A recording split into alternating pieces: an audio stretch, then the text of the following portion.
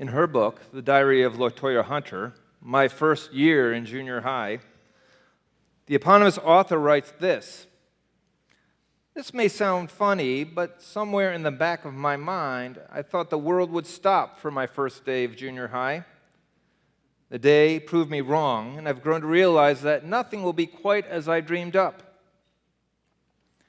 This morning, as we come together to celebrate the beginning of a new school year and welcome back baccalaureate, master's, and doctoral students, welcoming returning students, new students, I would like to suggest to you students that what LaToya Hunter experienced at junior high will almost certainly be true of your experience, if it isn't already. Nothing will be entirely as you had dreamed it up. Now, this is not to knock dreams. Dreams and goals, these are important things. After all, it may be just the case today that you're breathing slightly faster than you normally breathe, or maybe your heart rate is slightly elevated. And when you ask yourself why this is, you tell yourself it's because you're excited. You're excited because this is Convocation Day and the first day of classes and the start of a new academic year, marking a fresh start and a new beginning. Convocation Day today is a day for dreaming new dreams, as well as refurbishing a few old ones. And though we are all here together, united under the lordship of Jesus Christ, in truth, most of our dreams of where we want to end up, are somewhat different. For some of you, your dream and your goal for this semester, this year, may consist in getting as many A's as you can in preparation for a possible future in academia. Or maybe your dream is not so much getting an outstanding GPA, though that would be no bad thing, but getting that starting spot on the football team. Or maybe you have dreams of learning the biblical languages and getting them really down, finally, so that you can preach God's word with greater care and exegetical precision. In addition to these dreams, some of us may also have dreams of broader social engagement or building new friendship, and I hope those are your dreams too. So here we are today, friends, gathered from the four corners of the earth, right here in the space at Trinity, and we are gathered with different dreams, different ideas as to where we need to be in the future. Today, while I would encourage you to nurture those dreams and keep them before you, I would also ask you to hold on to them lightly. Here's why. Because where we think we need to be, according to our dreams and goals, is not always one and the same as where we really need to be. Take the Samaritan woman, for example. She had modest goals that day. She thought she would be drawing water just like any other day at her regular well and then go back home. And then suddenly, this very Jewish-sounding, 30-something-year-old man hanging out by himself at the well initiates conversation with her. As some of you may know, this would have been hugely unexpected. In the first century world, Jews did not speak to Samaritans. Single males certainly did not speak to unrelated single females. And holy teachers certainly did not speak to less than holy women.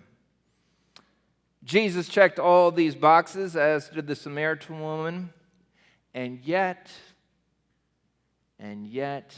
Jesus speaks to her. Much to the Samaritan woman's surprise, this strangely compelling man by the well was breaking all the culture's rules. And this was creating no small degree of social awkwardness. Now, of course, Jesus himself was completely comfortable in this situation. If there was any human being anywhere who was entirely comfortable in his own skin, it was Jesus. But not so the Samaritan woman. She was uncomfortable. Yes, true, she was intrigued by this mysterious Jewish visitor to Samaria, but part of her, like the Southwest Airlines ad, just wanted to get away. That day, her simple goal of getting a jar of water suddenly had to pivot, adjusting for the purposes of God. Eventually, as we come to see from the rest of the story, her day would turn out pretty differently than what she dreamed up. Sometimes, when it comes to our dreams and goals, both large and small, Jesus asks us to pivot. Call it holy agility. Just yesterday afternoon, I was on the phone with the president of Charleston Southern University, a small liberal arts Christian college in Charleston, South Carolina. Somehow or other, we got to comparing notes on how our respective institutions are sometimes confused with other nearby institutions bearing similar names. For my part, I'm aware that Trinity International University is sometimes confused with Trinity Christian College in Palos Heights, Illinois, and vice versa. In fact, one time, some years ago, there was a homecoming event here in Deerfield, and the alumni were waiting and waiting to be fed by a small fleet of food trucks. Unfortunately, those food trucks never showed because that afternoon, they had somehow mistakenly gone to Trinity Christian College. As a result of the confusion, a lot of alumni went hungry that day, which, speaking as your president, could not have been good for alumni giving.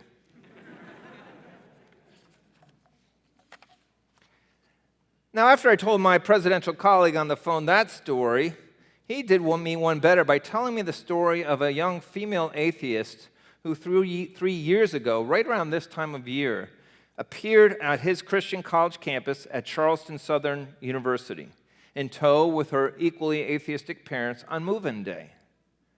When she arrived, she was extremely surprised and distressed because she thought that months earlier she had applied to and been accepted by a secular institution on the other side of town named College of Charleston.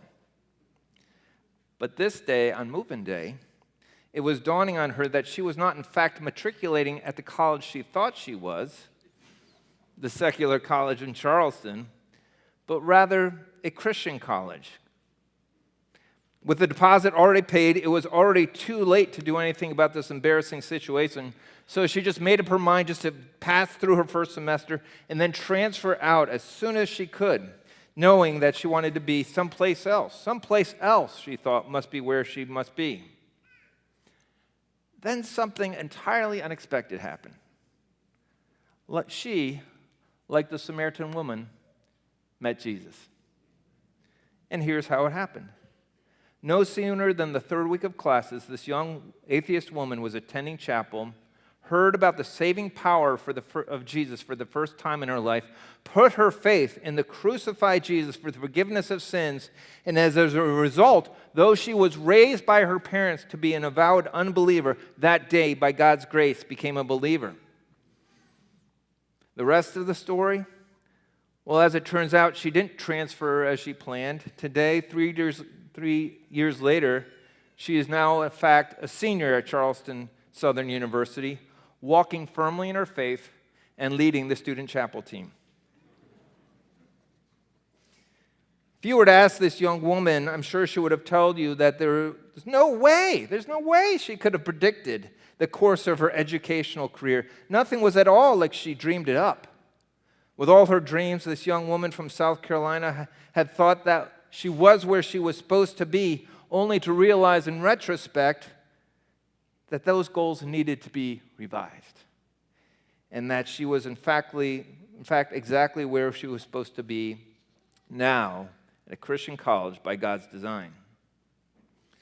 Now, something very similar is going on in our story in the Bible. On the surface of things, verse 4 tells us Jesus was just passing through Samaria. But on another, more profound level, he was being sent on a mission by the Father to intercept a lost woman who was also, according to the Greek of verse 15, just passing through. Jesus and the Samaritan woman were just passing through on that day, but their conversation was no accident. It was a matter of divine appointment. Truth is, Jesus and this woman weren't really passing through at all, even though it might have seemed as such to the casual observer. You see, with God, there are no accidents. All our conversations inside the classroom and outside the classroom, all our interactions, curricular and extracurricular, have the potential of being divine appointments with the risen Jesus. For that reason, may I encourage you students to listen carefully during those many conversations before you in the weeks, months, and years to come. Take good notes when you can and digest carefully what you hear. And all the while you're here, be careful about your dreams and goals. Be careful lest your eagerness to get to where you need to be beyond Trinity, be careful lest your desire to get your water and get out causes you to think of yourself as someone merely passing through. You are not. If God is at work in your life, and He is, then there's no such thing as just passing through.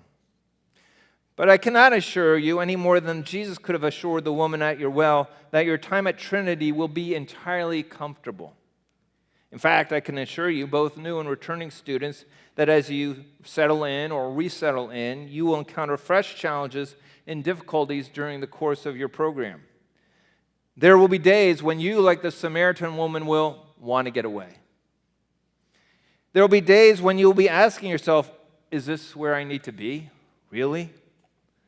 This occasional sense of uncomfortableness was a standing feature, I think, and I confess, of my educational experience all the way from nursery school to PhD program. And it was certainly true of my first day of junior high.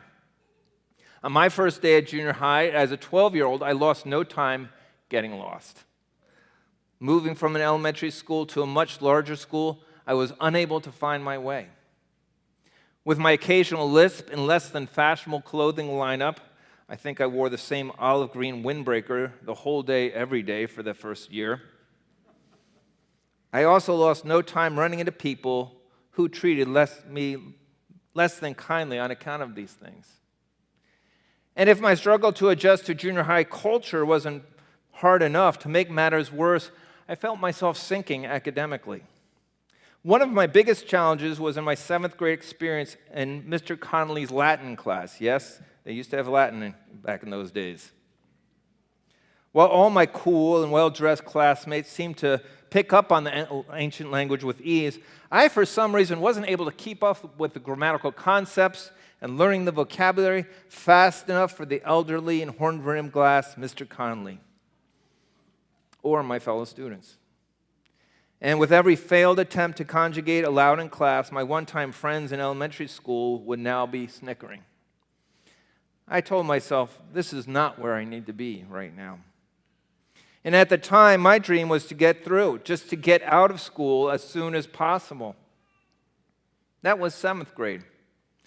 How ironic in retrospect, and how surprising that only 5 years later I would find myself as a high school senior graduating from a highly academically competitive prep school with outstanding achievement in Latin and Greek. A distinction which that school took so seriously that they stamped the achievement right on the diploma. How even more ironic, years after that I should end up spending a good chunk of my life reading Latin and Greek texts for a living. With 40 years of hindsight, I realized that Mr. Connolly's Latin class, as difficult as it was exactly where I needed to be as an early step in realizing God's vocational purpose for me. Students, as you prepare to face a number of cultural and academic challenges in the months and years to come, may I remind you, notwithstanding those challenges, that you are where you need to be. God and Jesus Christ had far bigger dreams for the Samaritan woman than she could have ever have imagined. Likewise, God has far bigger dreams for you than you have for yourself. Today, as you prepare to draw deeply from Trinity's well of life and learning, I call you to dream big, dream dreams of personal flourishing and community flourishing, of leading others to flourish. At the same time, hold those dreams loosely. And meanwhile, please don't make the mistake of just passing through your time at Trinity. Right now, you are where you're supposed to be. God has already supernaturally orchestrated each of our human encounters this coming year. Just make sure that by God's grace, you take advantage of them.